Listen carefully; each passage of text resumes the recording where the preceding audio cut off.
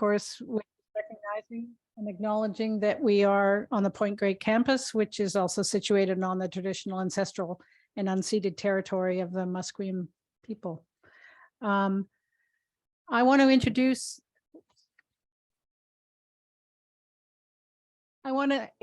Miranda Böttcher, and she is going to speak on diversifying the assessment of marine CDR, in particular talking about the political feasibility of different options, which she has been deeply embedded in and looking at. As you can see on the screen, she's from the German Institute of International and Security Affairs, and Sarah Nawaz and I are particularly glad to have her here.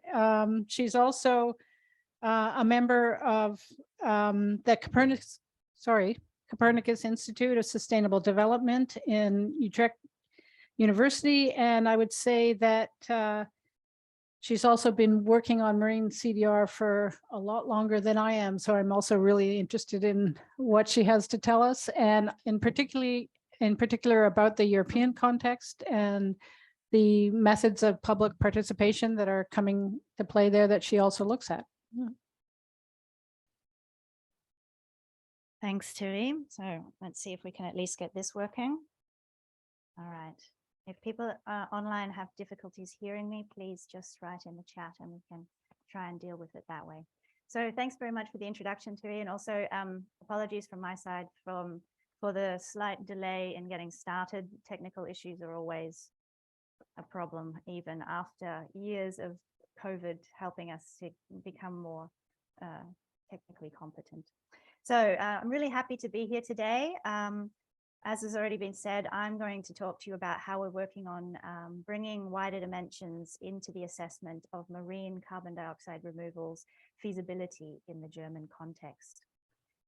And here, hopefully, you will be able to see an overview of the sort of rough structure of my talk today. First, I'll give you a little bit of background on marine carbon dioxide removal itself, because I'm not sure how familiar those in the room are with that. And also a little bit of background about why it is becoming the topic of increased discussion in Germany and other countries. I'll talk about the need to diversify the way we assess the feasibility of marine carbon dioxide removal to better guide decision-making on development and governance of these range of different approaches. I'll then give an overview over the multiple dimensions of feasibility as outlined by the IPCC and other people working in this space. And I'll zoom in then on how to operationalize the political feasibility dimension, which is what I work on.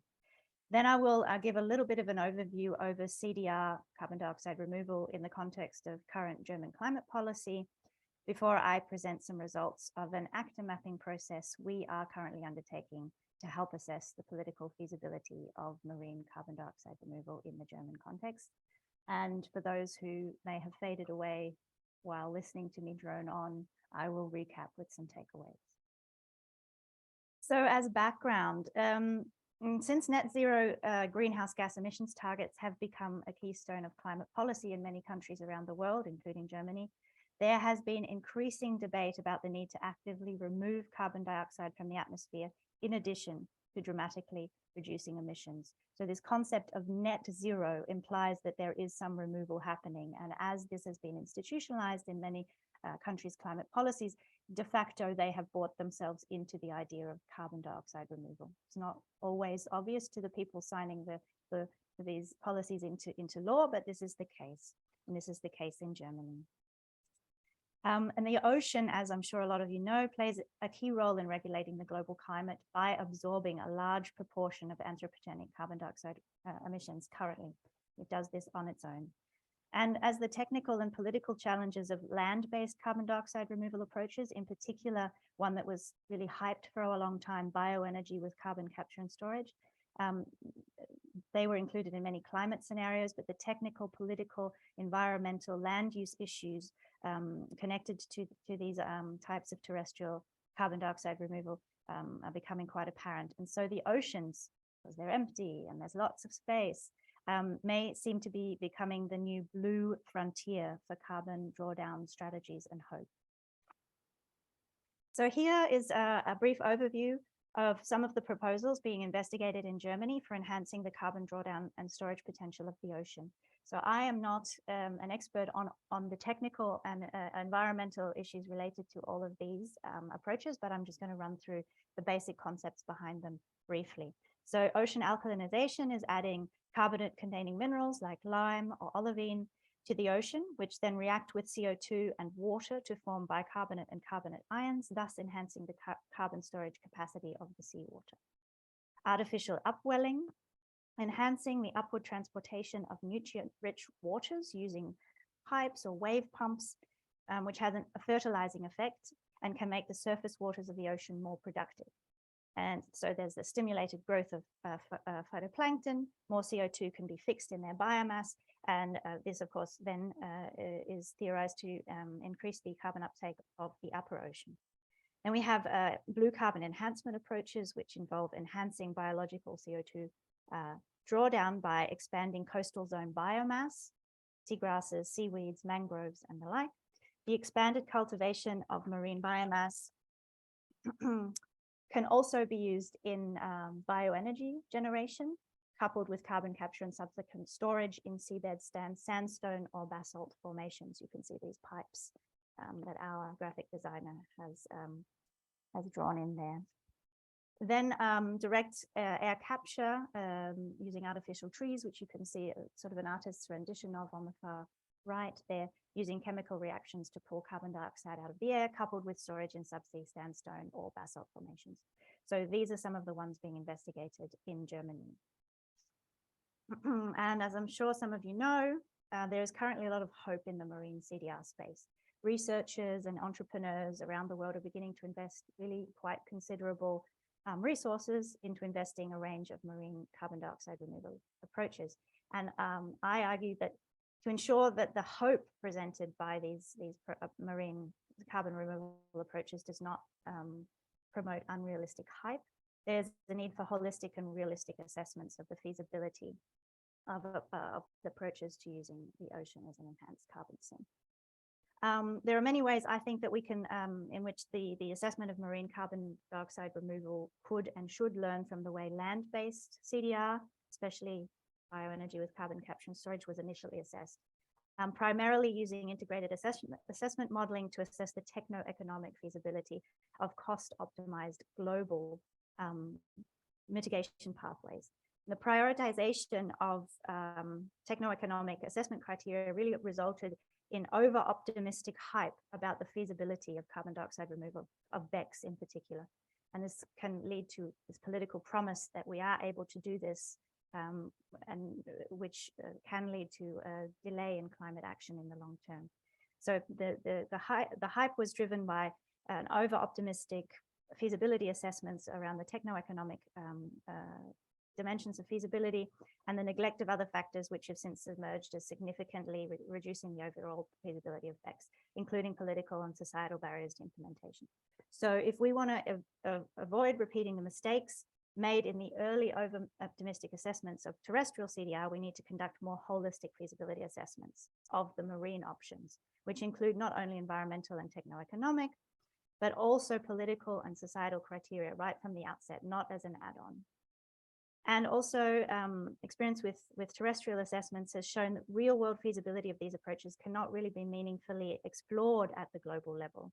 Exploring the feasibility of what, where, when, for whom questions really requires situated assessments of concrete marine carbon dioxide removal options in specific societal and political contexts, for example, in Germany or in the wider EU. And I am involved in one such sort of holistic situated assessment attempt, at least, as part of the German government-funded research mission called CDRmare, short for Marine Carbon Sinks in Decarbonization Pathways.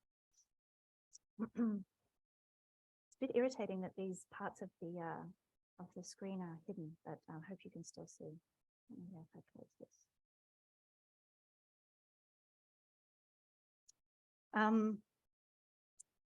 Yeah, CDRmare for short. Here you can see an overview of the research mission. The colored tiles represent the consortia within the mission, looking at the different types of CDR, marine CDR that I just outlined before. So retake is looking at alkalinity enhancement. C for society is looking at enhancing biological CO2 drawdown by expanding coastal zone biomass. Test art up is focused on artificial upwelling, while geostore and AIMS are both looking at different types of subsea bed carbon storage. And the aims of the research mission are to explore and evaluate marine methods of atmospheric carbon dioxide removal and storage with respect to their ecological, economic, social, and political potentials and risks in the context of the responsible and sustainable use of the ocean. The main aim or output of this is supposed to be advising German policymakers and societies on options for marine CO2 removal and their governance. And to achieve these aims, one key element of the research mission is ASMUS, the purple tile here, which I'm part of. It's a team tasked with developing a holistic transdisciplinary framework for assessing the feasibility of various marine CO2 removal methods within the German context specifically. And strong emphasis really being put on non-natural science aspects here. Legal, social, ethical, and political dimensions, and I am specifically involved in assessing the political and institutional feasibility dimension. So the approach the ASMUS team is taking to holistically assess feasibility builds on a multi-dimensional understanding of the concept as outlined in the IPCC 1.5 degree report, and further developed by others, including in the German context, the Helmholtz Climate Initiative, which developed a framework for assessing the feasibility of carbon dioxide removals within the national context of Germany. And the 6 dimensions that they use can be seen here. And there's also, if anyone's interested in reading more about that, the citation is below. So as you can see, the 6 dimensions: geophysical system utility, what global CDR pathways could be consistent with conditions of a 1.5 degree warmer world, what are the physical limitations to removal potentials, environmental, ecological, what are the impacts on ecosystems, to what extent are the approaches compatible with resilience and sustainable use, technological, what technologies are available, what is their state of development, economic, what economic conditions could constrain or support the development of different types of CDR, sociocultural, what conditions would in the sociocultural sphere could support or constrain the development of a particular type of CDR, and to what extent are these approaches socially just and consistent with equity. And then institutional political, my area of expertise, what institutional conditions are in place to support or constrain the development of CDR, including multi-level governance, institutional capacity, and political support. So here you can see, so I want to go a little bit more into detail on the last feasibility dimension there, and how I'm operationalizing it. We are operationalizing it in the German context. So here you can see the way in which my colleagues at Helmholtz Initiative developed indicators for assessing the political institutional dimension of CDR feasibility in Germany. They broke the dimension down into 5 assessment criteria and then developed indicators for each criterion. So you can see here political maturity, placement within the policy cycle, whether there's any policy development, agenda setting, policy formation, adoption, implementation, or evaluation. Support within the CDR within the current policy landscape is broken down into level of acceptance in policy debate, government-supported research on CDR, whether or not CDR is included in existing national or regional climate strategies. And then there's more that are more related to the legal and institutional context. But I'm going to be focusing on this set of indicators here, and specifically the level of acceptance in the policy debate. So how do we operationalize this in Germany?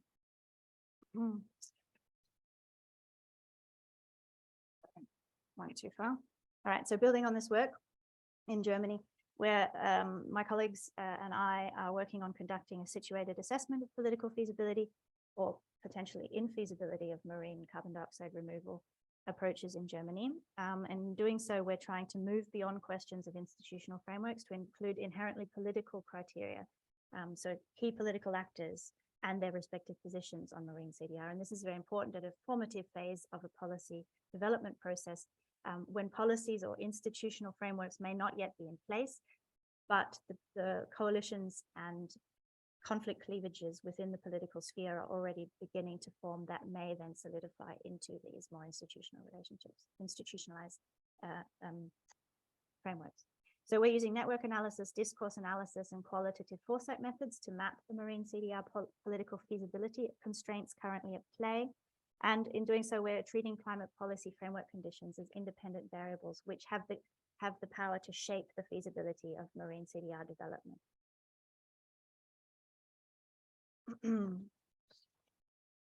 So just a little bit of an aside here. An important first step in assessing political feasibility is to situate CDR within the wider German climate policy context. So there are new dynamics in Germany at the moment. We have a new government since the end of last year. It's what we call a traffic light government. There's 3 parties involved. The red is the equivalent to a little bit equivalent to your Labour Party. Yellow is a free market liberal, very much sort of industry friendly party, and then we have the Greens. So it's an interesting dynamic there. Focus on green growth, jobs through energy transition, but always in cooperation with industry. So it's a new dynamic which has implications for how carbon dioxide removal and carbon capture and storage are being perceived within the German political space at the moment. The new coalition agreement in their a formal agreement outlined the need for negative emission technologies. They stated this. They have outlined a plan to develop a long-term strategy to deal with impossible to abate residual emissions, which they calculate will be about 5% of the national emissions in the future. And there's a growing focus on industrial carbon management strategy, especially since the new the newly amalgamated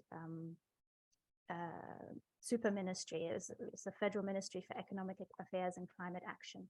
So they're really focusing on developing an industrial carbon management strategy that will help maintain the competitiveness of the German economy while reducing carbon, and carbon capture and storage and carbon removal are part of that.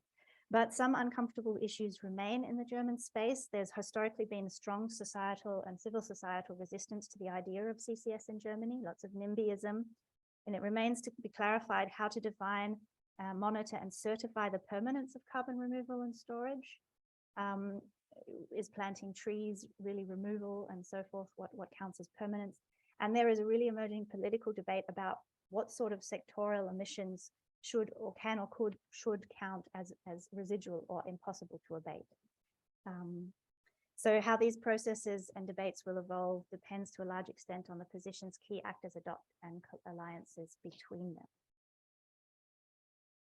So as a key element of our political feasibility assessment, we're therefore mapping actors and their positions on marine CDR. The aims of this are undertaking empirical reconstruction of CDR policy relevant actors and their positions in the German context. We're developing fine-grained ideal types of positions that institutional and political actors are adopting or may adopt on pathways towards the integration of carbon removal into German and wider EU climate policy. There are 3 stages to this analysis. The first is how actors in the CDR policy space are positioned and connected organizationally. The second is how they're positioned substantively with relation to the what, why, and how of CDR policy. And the third is how the emerging constellations of German CDR policy actors may fit into wider modes of CDR policy integration. I'm going to walk you through these briefly with some of the results. So first, how we did it. The first stage, organizational mapping.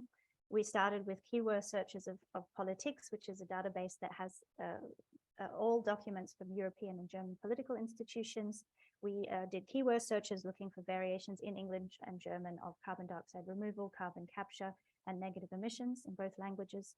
And we also conducted additional searches for the joint appearance of the terms ocean and climate to try and see if these things turned up together. And then we ran a named entity algorithm over the documents.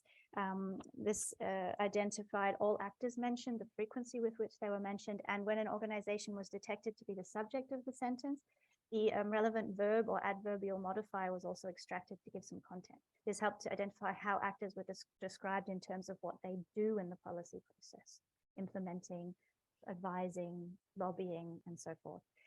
We also conducted website scraping to gather and sort submissions to a public online EU Commission consultation process on a proposal for a regulatory framework for the certification of carbon removals. So basically anyone can submit a response to this online consultation. It's largely industry organizations and NGOs that do it, but anyone can. And then we also did some qualitative review of key CDR policy documents to identify further relevant actors.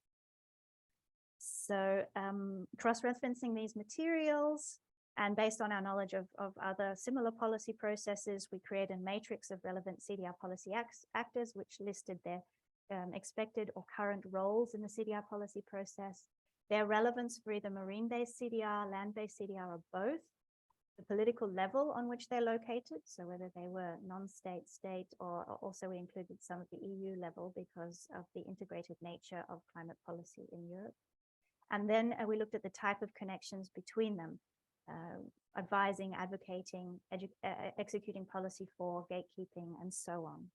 We then created an interactive graphic visualization of this matrix, which allowed individual actors and their associated showed the individual actors and all of their associated connections in the CDR policy space, and it allowed us to filter and highlight the actors' organizational positions and how they're linked. And we could use this visualization to help identify key actors or emerging nodes in this CDR policy network.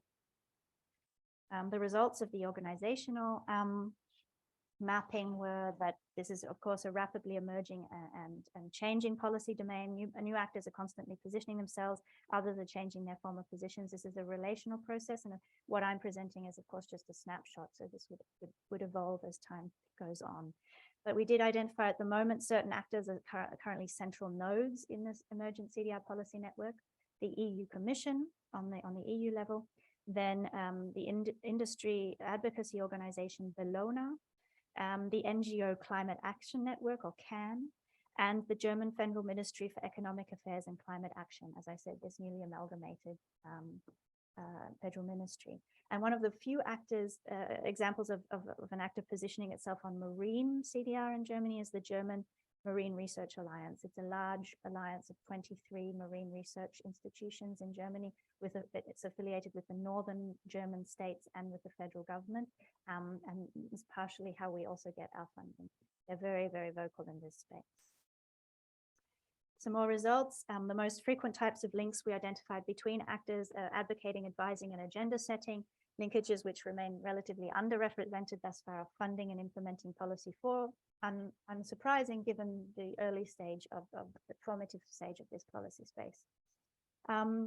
Linkages between the relatively few linkages between marine and climate policy actors.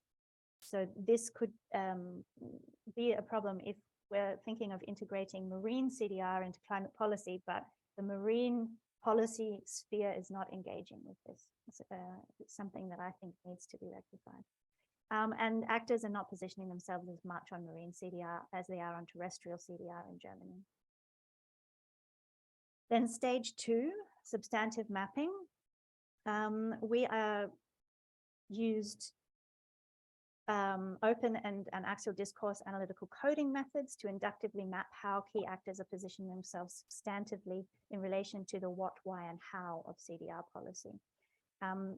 This allowed us to identify key emerging speaker positions, coalitions, and conflict cleavages within the wider, with the German and wider EU policy space. Oh, okay, I'll be quick. I'm nearly there, actually. I think that should be fine. All right, going through here. So that we identified 5 ideal types of speaker positions being adopted by key actors. The first is that of the agenda setting innovator, a speaker position that it combines ambitious agenda setting and politically catalyzing CDR innovation. Actors adopting the speaker position, such as the European Commission, see CDR as a promising climate policy tool to help achieve politically negotiated climate targets.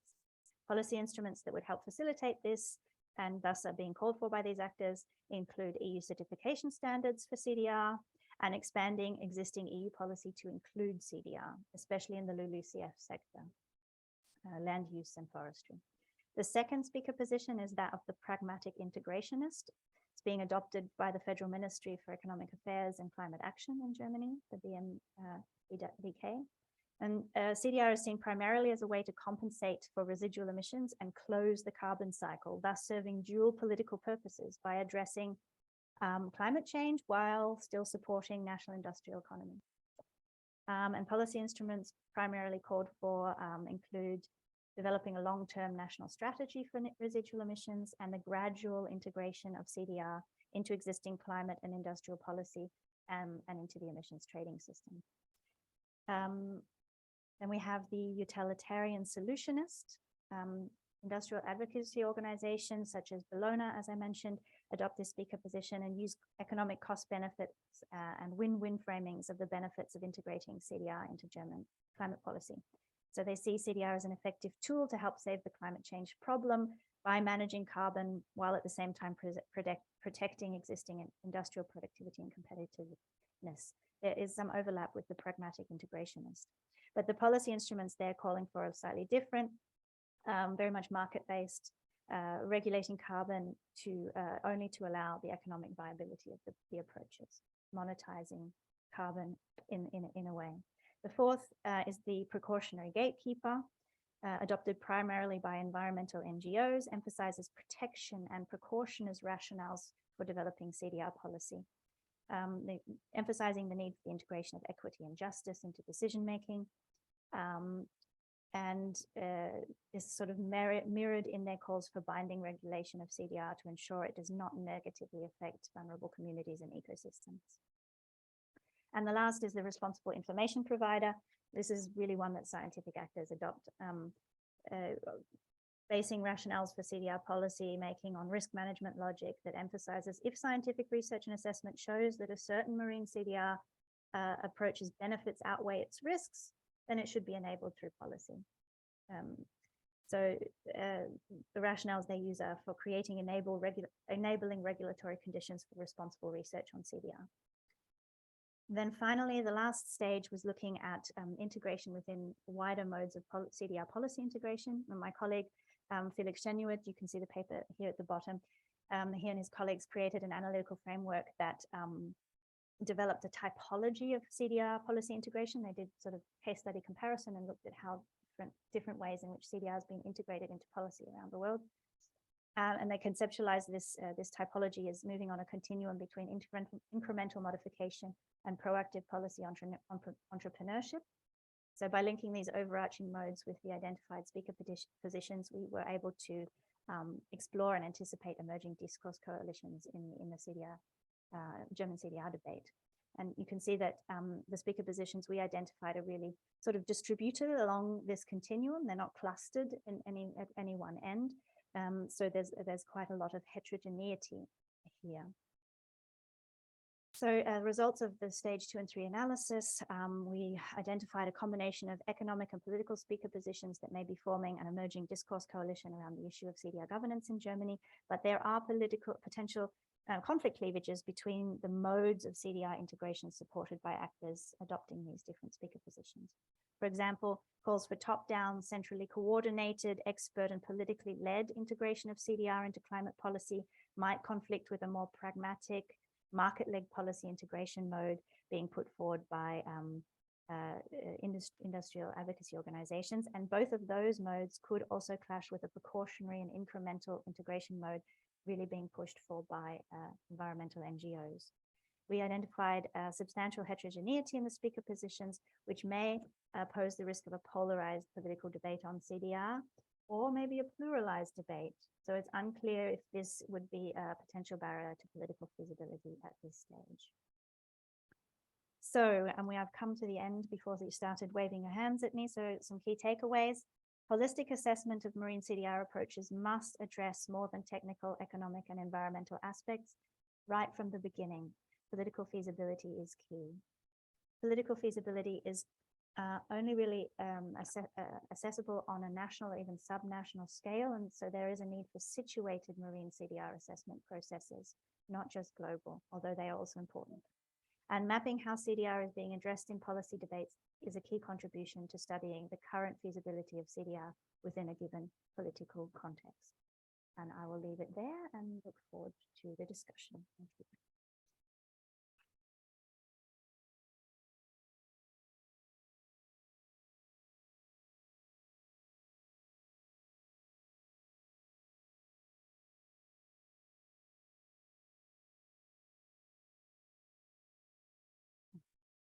I'm moderating myself, no? No, okay, yeah. You have this psychology of fact. What do you think about the political principles? I mean, if you use this type of say dominance of some of these types of factors or without political positions of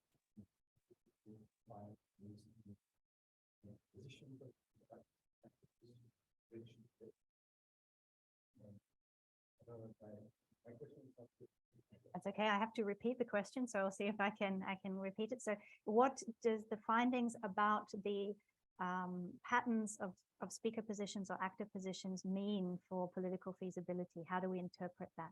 As I said, I would think, as it is at the moment, it's heterogeneous. No, it's spread out along this spectrum. There's no clustering in one corner. There was clustering in one end. If everyone was on the policy or entrepreneurship, fast integration end, then I would say very high political feasibility.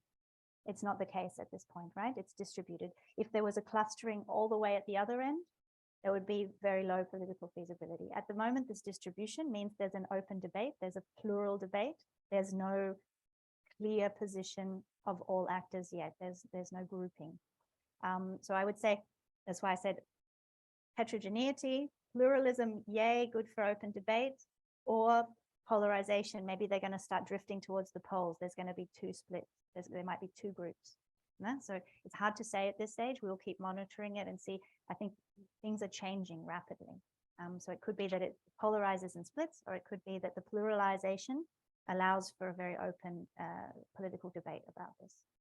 And in relation to the second half of your question, which was whether we want to intervene to change the positions of these actors, I think some people do want to do this. This is not part of what I like to study it rather than actively try to change it at this point.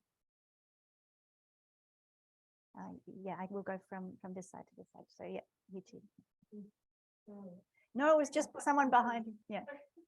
Just to follow on with it, I'm curious whether you have multiple patterns, for instance, are places where marine assets are located, those jurisdictions tend to have different ones of terrestrial assets, even though overall it's kind of spread out. Yeah, so yes, in a way. I mean, we didn't, the question, I have to repeat the question, was whether there is subnational variation between coastal communities versus non-coastal communities.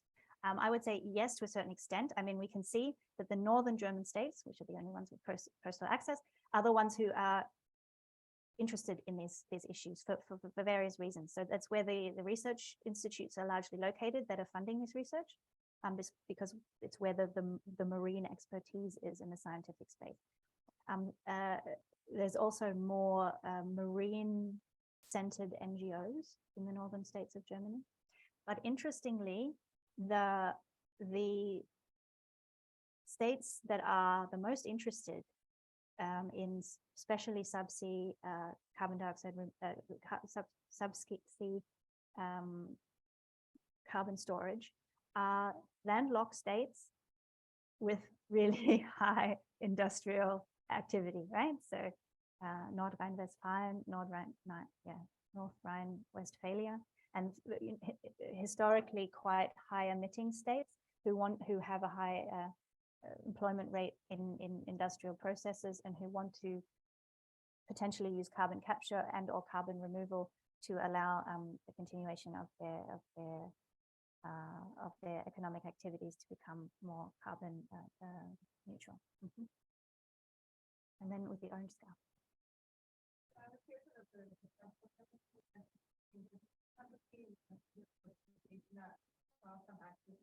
Like, I'm wondering, like, if the idea was to higher analysis, you know, in there or something.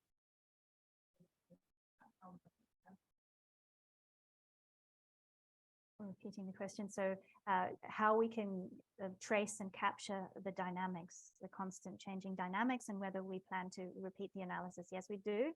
But now that we have, you know, like a typology of speaker positions, we can also do certain different types of analysis. So we plan to use this organizational and substantive mapping results to go and talk to people.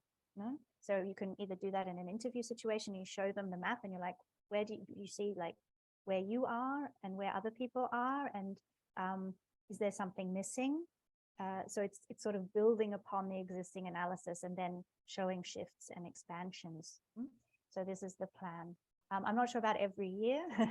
I think it's probably not changing that rapidly, but at regular points, I mean, our project goes until 2024, so we'll probably do at least two more or one more, yeah, at least there'll be at least 2 time points at which we do this kind of mapping, that we can have some kind of comparison, and maybe more times, just to try and see this dynamic. Here and then at the back. I'm gonna read it. It was thanks for the talk, Miranda. It's Sarah what? Oh yeah, hi Sarah. Have you observed the effect on political feasibility of control the CDR or the engineering unit? Research was both in Germany and abroad. She said she talked about the example of the low plastic head of So you don't have to. Okay, but I didn't understand. She's like, did we look at this, or do we think it has an effect on the current? Have you observed the effect on political? Have you observed the effect on political CDR or doing the engineering Germany? Both in Germany and abroad.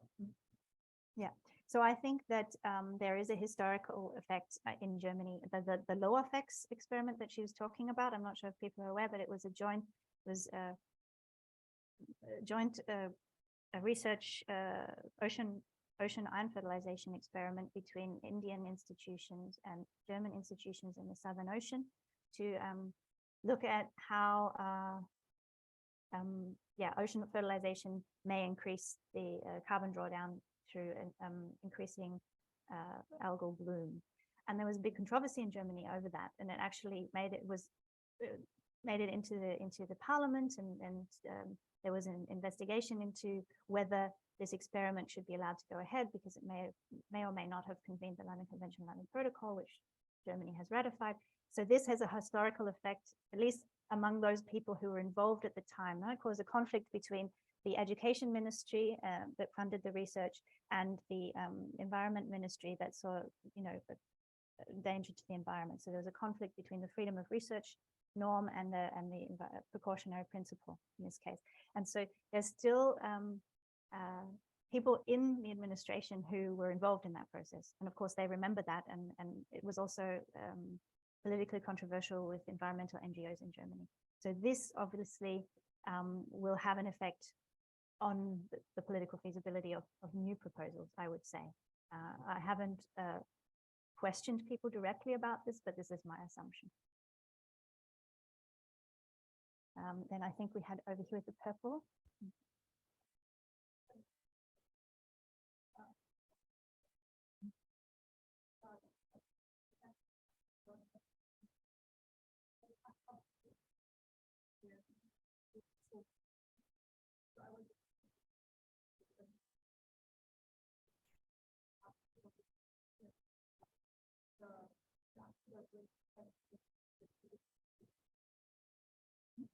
So repeating the question, whether you can only think about political feasibility in a national context when Germany is thinking about doing marine interventions, for example, in the Baltic or in the North Sea that shares borders with other countries. So the political feasibility mapping would need to include other countries. Exactly correct. I mean, we especially have to take Norway into consideration. Norway is not part of the EU, but it is very actively offering itself to EU countries as a carbon storage place. They have the right kind of rocks, and they have the right kind of technologies, and they have experience with with this kind of thing. So their offer to, you know, use their subsea basalt formations, for example, as a potential storage site for Germany's carbon dioxide could potentially affect the political feasibility of these proposals in Germany, right? Because Germany has a big historical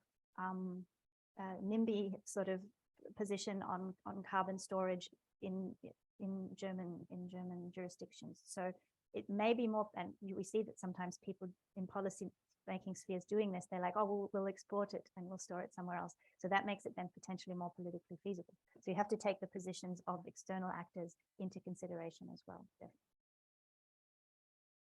I think there was red shirt and then at the back. Thank you, Miranda.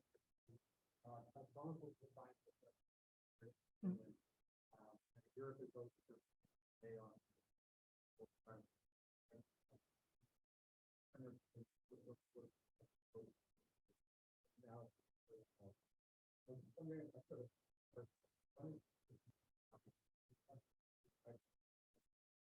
How do you think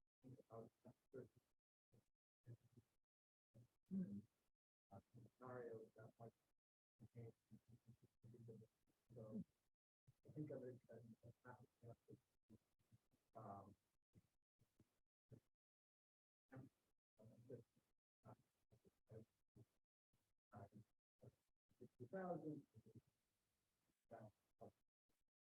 as precipitated for two sides. I'm thinking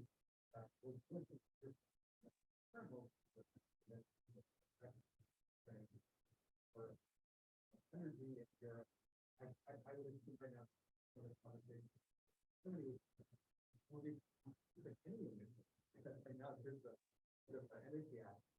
So how do you eventually think how you go about the work of think about And so summarizing, I hope, and capturing what you said, how do we take long-term and potentially unexpected dynamic changes into account when trying to understand political feasibility? And related to that, the example of the war in the Ukraine, how might that affect the political feasibility of CDR in Germany? So in a previous life, I worked for Foresight Consultancy. So I'm very into the idea of trying to get together transdisciplinary groups, including policymakers, including scientists, including energy experts, to discuss exactly this and to try and develop plausible policy relevant scenarios for, you know, how this space may develop in the future. This is something we're working on. Of course, you can't predict the future, but by thinking about a range of plausible futures and also the worst and best case and the outliers of, you know, the next world war or something. So you can start to construct plausible plural futures to try and then plan policy mechanisms that would be robust across a range of plausible futures. So this is something that I'm very interested in. Unfortunately, don't have enough funding to do enough of, but that's something that we do. And with relation to how the war in the Ukraine may affect the political feasibility of CDR in Germany, very difficult to say, but it's very interesting to see. We have now, I'm not sure if you've been following, but we have to extend the running time of coal power plants. And this is kind of being justified by some people by saying, well, it's okay, we'll do carbon capture and maybe even carbon removal faster and at a higher level to compensate for that. So it may be actually increasing the political feasibility of carbon, of sort of scary ideas of carbon removal, even among the more cautious, because we may need to do it if we are serious about, you know, cleaning up the mess that we are continuing to make. No time left. Okay, well, there was one more question at the back, but maybe we can discuss it later. Thank you very much.